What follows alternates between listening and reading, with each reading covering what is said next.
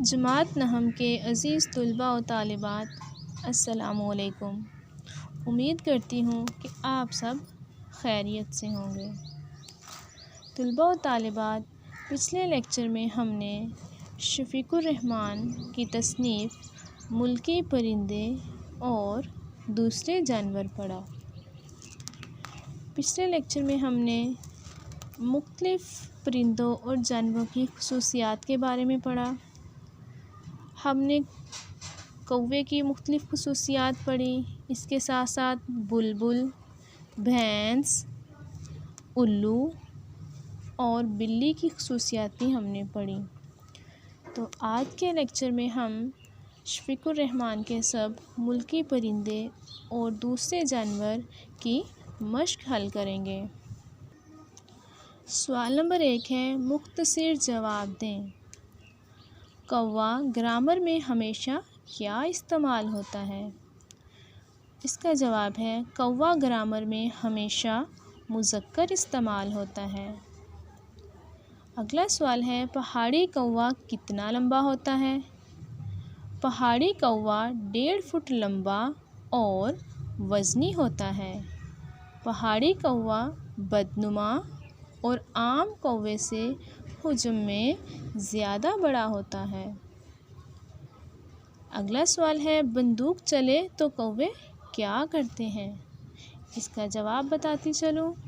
بندوق چلے تو کوے اسے ذاتی توہین سمجھتے ہیں اور اسی وقت لاکھوں کی تعداد میں کہیں سے آ جاتے ہیں۔ اس قدر شور مچتا ہے کہ بندوق چلانے والا مہینوں پچھتاتا رہتا ہے۔ بڑھتے ہیں اگلے سوال کی جانب۔ ہم ہر خوشگلو پرندے کو بلبل سمجھتے ہیں، اس میں قصور کس کا ہے؟ جواب، ہم ہر خوشگلو پرندے کو بلبل سمجھتے ہیں، قصور ہمارا نہیں، ہمارے ادب کا ہے۔ شاعروں نے نہ بلبل دیکھی ہے نہ اسے سنا ہے، کیونکہ اصلی بلبل اس ملک میں نہیں پائی جاتی۔ اگلا سوال ہے، بلبل کے گانے کی کیا وجہ ہے؟ تو اس کا جواب بتاتی چلوں۔ ماہرین کا خیال ہے کہ بلبل کے گانے کی وجہ اس کی غمگین خانگی زندگی ہے، اس وجہ سے یہ ہر وقت گانا گاتی ہے۔ بڑھتے ہیں اگلے سوال کی جانب۔ بلبل بہت سے موسیقاروں سے کیوں بہتر ہے؟ تو اس کا جواب ہے، بلبل بہت سے موسیقاروں سے بہتر ہے کیونکہ وہ گھنٹوں کے لیے راگ نہیں الاپتی، بے سری ہو جائے تو بہانے نہیں کرتی کہ ساز والے نکمّے ہیں، آج گلا خراب ہے، آپ تنگ آ جائیں تو اسے آسانی سے خاموش کرا سکتے ہیں۔ مطلب یہ کہ اگر بلبل بول رہی ہو، آپ اس سے تنگ آ جائیں تو آپ اس کو آسانی سے خاموش بھی کروا سکتے ہیں۔ اگلا سوال ہے، بھینس کا مشغلہ کیا ہے؟ بھینس کا مشغلہ جگالی کرنا ہے یا تالاب میں لیٹے رہنا ہے۔ اکثر وہ نیم باز آنکھوں سے افق کو بھی تکتی رہتی ہے۔ افق مطلب آسمان۔ بڑھتے ہیں اگلے سوال کی جانب۔ بھینس کس لحاظ سے انسان سے زیادہ خوش نصیب ہے؟ تو مصنف کا کہنا ہے، بھینس اس لحاظ سے انسانوں سے زیادہ خوش نصیب ہے کہ اس کا حافظہ کمزور ہے، اسے کل کی بات آج یاد نہیں رہتی۔ اگلا سوال ہے، الو کی کتنی قسمیں بتائی جاتی ہیں؟ تو اس کا جواب ہے، الو کی 20 قسمیں بتائی جاتی ہیں۔ مصنف کے خیال میں 5-6 قسمیں ہی کافی تھیں۔ اگلا سوال ہے، الو کو کون پسند کرتا ہے؟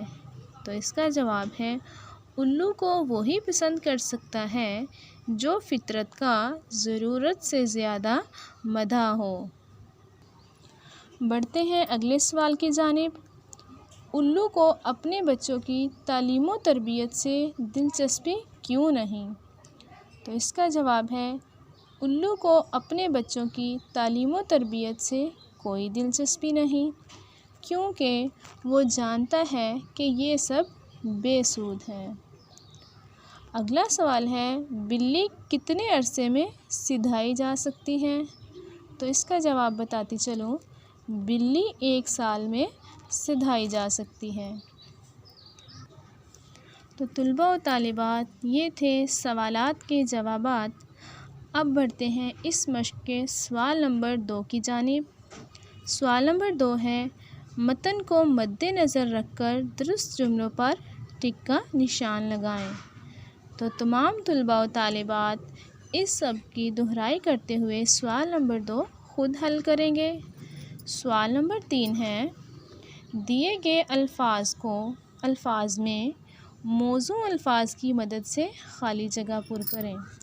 تو طلباء و طالبات سوال نمبر 3 بھی آپ خود حل کریں گے۔ بڑھتے ہیں سوال نمبر 4 کی جانب۔ سوال نمبر 4 ہے، مندرجہ ذیل الفاظ کے متضاد لکھیں۔ متضاد مطلب الٹ۔ پہلا لفظ ہے صبح، شام۔ سیاہ کا متضاد آئے گا سفید۔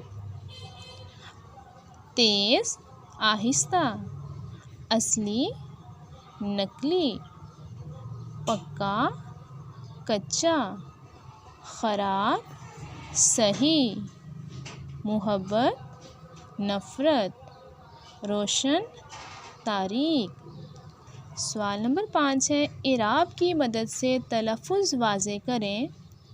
اس میں پہلا لفظ ہے جس کو ہم اعراب لگائیں گے مذکر، مختصر، حجم، مسرور، حفظان صحت، خوشگلو، مضحکہ خیز، نالا و شیون، نقل وطن، روزمرہ۔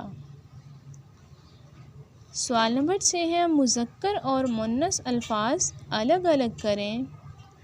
تو آپ کو بتاتی چلوں، اس میں جو مذکر الفاظ ہیں وہ ہیں باورچی خانہ، گلاب، الو، راگ، قیاس۔ اور جو مؤنث الفاظ ہیں وہ ہیں نذر، زندگی، بلبل، آہوزاری، مصلحت۔ بڑھتے ہیں سوال نمبر 7 کی جانب۔ سوال نمبر 7 ہے، مصنف نے الو کے بارے میں جو کچھ لکھا ہے اسے اختصار کے ساتھ بیان کریں۔ تو طلباء و طالبات پچھلے لیکچر میں ہم نے الو کے بارے میں پڑھا تھا، تو تمام طلباء و طالبات سوال نمبر 7 خود حل کریں گے۔ سوال نمبر 8 ہے، سبق کا عنوان، مصنف کا نام اور اقتباس کے موقع و محل کی وضاحت کرتے ہوئے مندرجہ ذیل اقتباس کی تشریح کریں۔ تو طلباء و طالبات کل کے لیکچر میں انشاءاللہ ہم اقتباس کی تشریح کرنا سیکھیں گے۔ آگے بڑھتے ہیں، ہمیں مرکب ناقص اور مرکب تام میں فرق بتایا جا رہا ہے۔ تو سب سے پہلے ہمیں پتہ ہونا چاہیے کہ مرکب کسے کہتے ہیں۔ پڑھتے ہیں، مرکب کیا ہے؟ 2 یا 2 سے زیادہ لفظوں کے مجموعے کو مرکب کہتے ہیں۔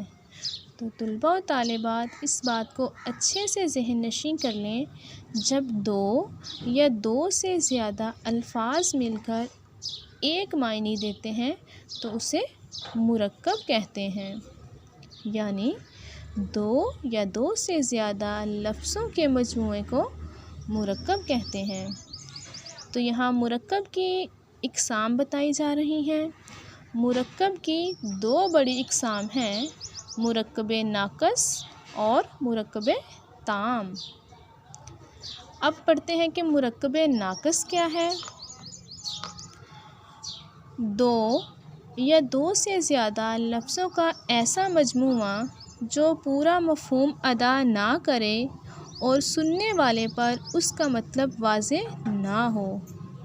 یعنی کہ مرکب ناقص وہ مرکب ہے جو پورا معنی نہ دے، یعنی ایسا جملہ جو اپنے مفہوم کو واضح نہ کرے مرکب ناقص کہلاتا ہے۔ جیسے میرا بھائی، اب یہ دیکھیں، اب یہ جملہ دیا گیا ہے، دو الفاظ دیے گئے ہیں میرا بھائی، لیکن اس سے ہمیں کوئی بھی معنی واضح نہیں ہو رہا، یہ نامکمل جملہ ہے، نامکمل بات ہے، تو اس لیے یہ مرکب ناقص ہوگا۔ یعنی ایسے الفاظ جو اپنا معنی واضح نہ کریں، اپنا پورا مفہوم سمجھا نہ سکیں، مرکب ناقص کہلاتے ہیں۔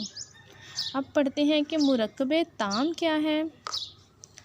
دو یا دو سے زیادہ لفظوں کا ایسا مجموعہ جو پورا مفہوم ادا کرے اور سننے والے پر اس کا مطلب اچھی طرح واضح ہو، مرکب تام کو جملہ بھی کہتے ہیں۔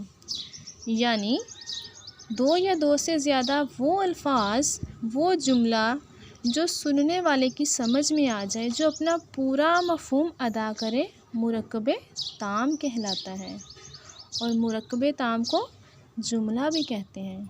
تو طلباء و طالبات اس بات کو اچھے سے ذہن نشین کر لیں، دو یا دو سے زیادہ الفاظ کا ایسا مجموعہ جو پورا مفہوم واضح نہ کرے، مرکب ناقص کہلاتا ہے، اور جو اپنی بات اچھے طریقے سے، پورے طریقے سے سمجھا سکے، وہ مرکب تام کہلاتا ہے۔ تو اب پڑھتے ہیں مرکب تام کی مثالیں کیا ہیں۔ جیسے یہاں جملہ ہے میرا بھائی بیمار ہے، تو یہ جملہ اپنا پورا معنی ہمیں سمجھا رہا ہے کہ میرا بھائی بیمار ہے، تو ایسا جملہ جو پڑھنے والے یا سننے والے کی سمجھ میں آ جائے، مرکب تام کہلاتا ہے۔ تو عزیز طلباء و طالبات، آج کے لیکچر میں ہم نے سب ملکی پرندے اور دوسرے جانور کی مشق حل کی ہے۔ تمام طلباء و طالبات اس مشق کو اچھے سے یاد کریں گے۔ اللہ حافظ۔